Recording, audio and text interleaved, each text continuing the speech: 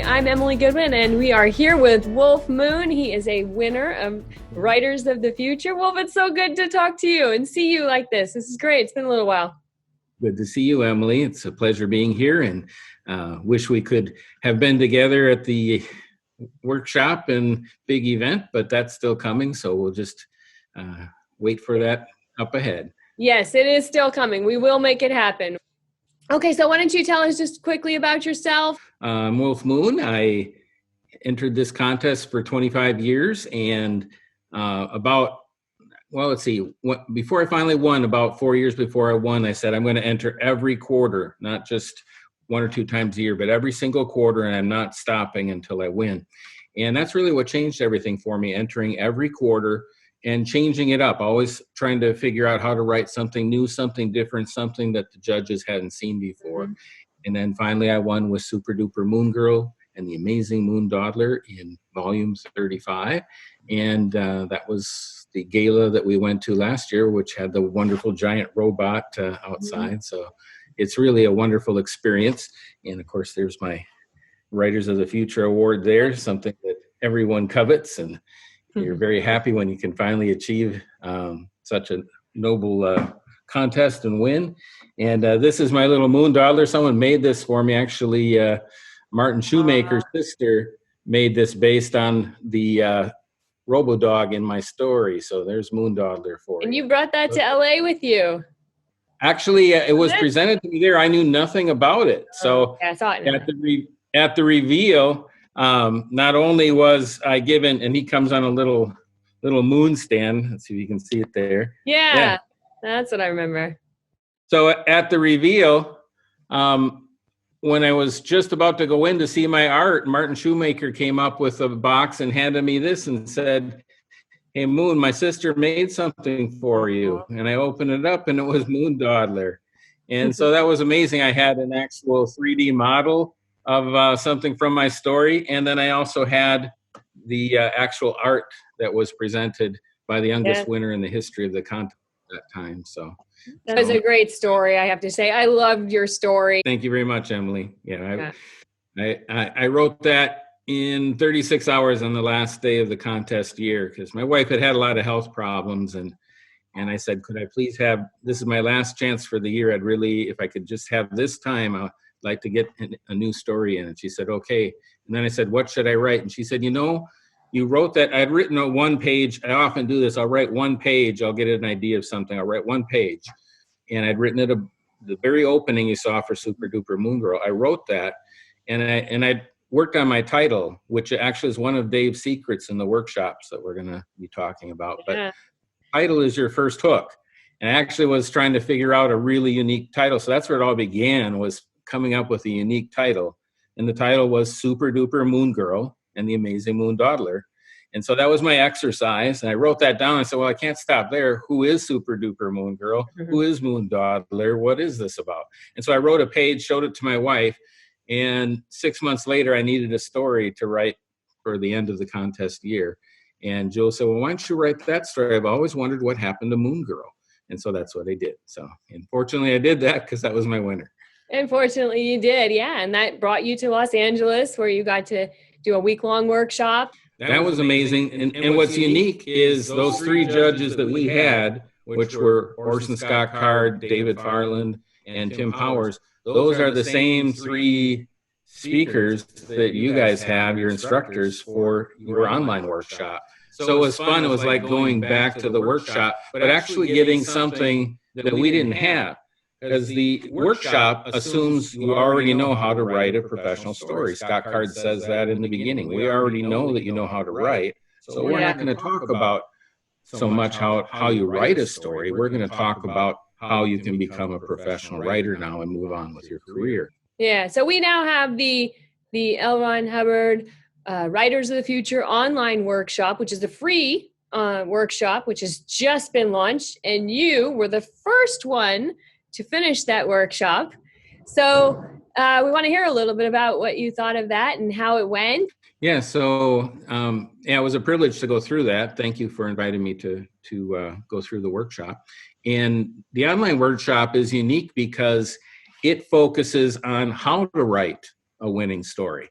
So when you come to Writers of the Future, you've already written a winning publishable story. So Right. there's a difference here. The workshop actually teaches you how you can create a story that's professional, how you can develop the skills that are necessary to write a professional story that actually could win this contest or be published in a professional fiction magazine.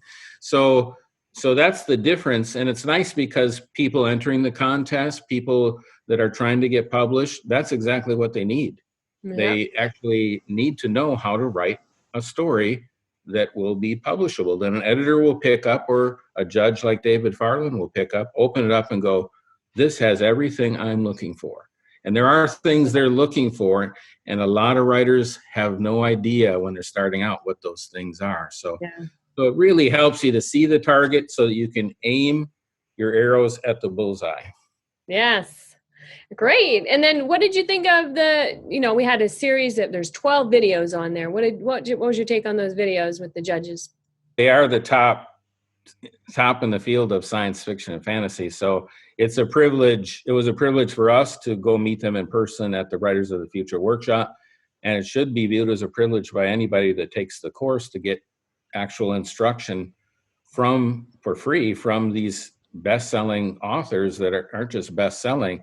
They're names that are considered, the gold standard in the industry. Mm-hmm. They've written some of the best fictional works out there. So that's the privilege of it all. I really liked one of the points. One of my favorite things was Scott Card when he talked about a story is about a struggle. And he said this, and it's probably the simplest explanation I've heard of what a story is. He said, a story is about a person who wants something and is having a hard time getting it. So, and then he said, a story is about a struggle. And I really like that because it's the most succinct explanation I've heard of what a story is. And that's the nice thing with these instructors. They know what they're talking about. So the things they tell you are exactly what you need to know to write a winning story. Nice. That's great. Well, I'm glad that you learned even more out of them than when you were here in LA. That's great. And then there was a bunch of essays on the course. How did those go for you? Well, two in particular. The essay by Algis Budrys on the 7-point plot. I especially appreciated that because AJ, as I knew him, I've actually taken a course by AJ, his Mary Sue course that he was so famous for. In 1990 something, we flew him out. I was a member of Wordo's workshop in Eugene, Oregon, and Wordo's flew him out to Eugene to teach that course. So we got to spend the weekend with him and listen to that course. But here you had his essay on what that 7-point plot is. And it's exactly what everybody else teaches today, but I do believe AJ is the guy that thought it up. And here is the exact instructions on how you write a story. And AJ has always said, if you do this and you keep doing it, you will eventually start selling stories. So it's very simple. And without that, a person will not be, you can bumble and stumble across that. But if you actually study it and practice it, you'll actually start creating stories that are going to be able to be sold in today's market. So that was the first article. That one I just appreciated because I knew AJ. I know that course.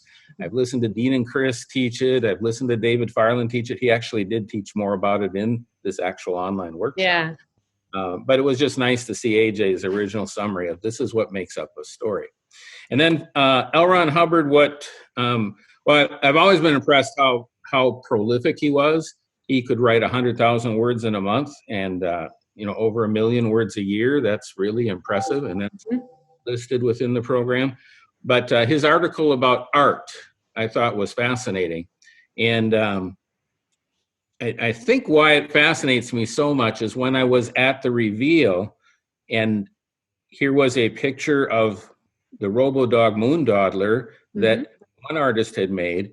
And then here was a surprise gift from another artist that had not collaborated with the other. And it looked exactly like what I imagined. And both images looked the same as from each artist. And they hadn't collaborated or known what each other were doing. And Gunhild Jacobs was standing there And she said, "Do you know why that happened, Moon?" And I said, "No." And she said, "It's because you didn't just write a story, you created art." And I could tell the way that she phrased that it was something special. And then when I read the article, which is in the essays that you have in the online workshop, here's a whole article about what creating art is, what defines art by L. Ron Hubbard, and he shows that you have to have a level of expertise before you can create art, which is interesting because so many are entering the contest, but they really do have to get to a level of expertise before they've created something that is publishable, something that would qualify as art or something inspiring to other readers. So that article was fascinating, his teachings about what is art, and also the balance between perfection in art, where you can work so hard at creating perfection that you actually lose the ability to transmit your idea to the receiver, which is the reader. So those articles, specifically that article about art, was very moving to me because of my experience when I was out at Writers of the Future. Nice. But here's the thing. So somebody taking the course can get that same feeling. By taking the course, they can understand what that is. And when you understand something, that's when you can recreate something, when you can put it into practice. If you don't understand it, or worse, if you don't even know what it is, you're not going to be able to duplicate it. You're not going to be able to implement it. And so you're going to stumble around for years like I did until you finally figure out the right way, the expertise you need in order to create a professionally winning story. And we get so many people.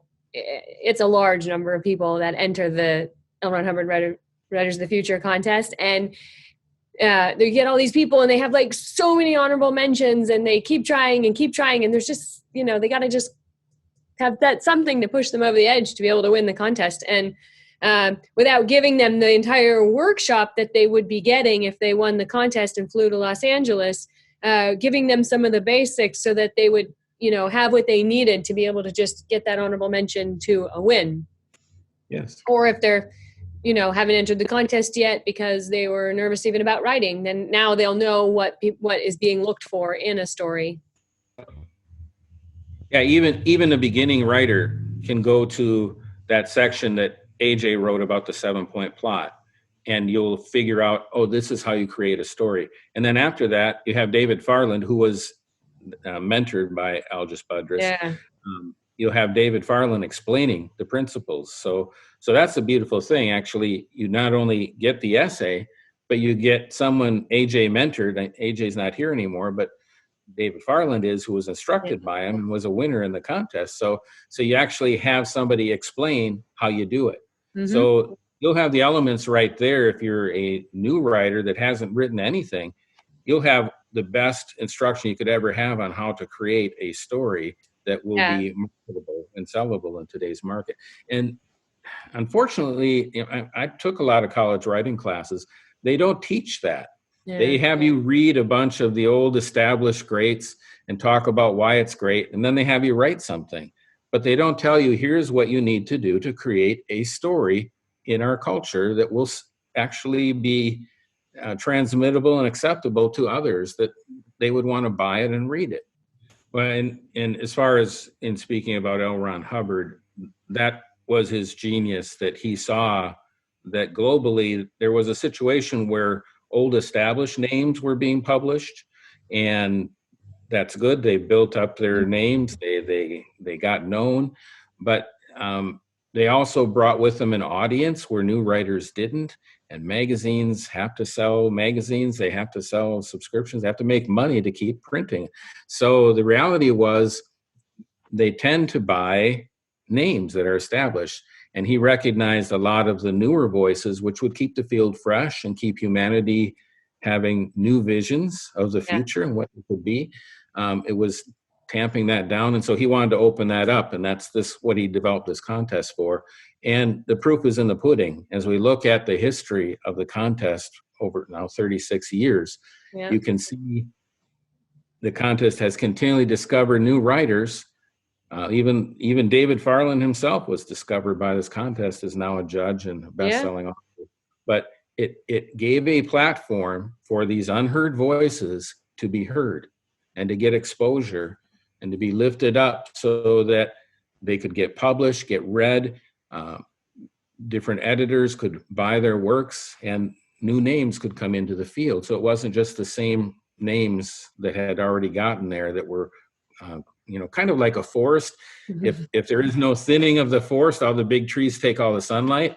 And so he allowed the saplings through this contest for the saplings to get some sunlight and exposure, which has helped the field grow with so many new names that we see today. And you're amazing. And I hope you keep writing and churning out some great stories for us to read, because you're so very talented. And I know you yourself have been doing a lot to help new authors and giving a lot of people a push. So that's appreciated by everyone in the field. So thank you. Thank you, Emily. And thank you for bringing about this new online course. I think it's going to help a lot of people that are really striving to improve their writing. Great. Yeah. And if anyone wants to find out about the course, it's at writersofthefuture.com. You can find it right there. It's up live now. And we look forward to having a lot of new talent. All right. Thank you. I brought along my precious. Thank you, Moon. Thank you, Emily. Good talking to you. Bye-bye, everyone. Take care.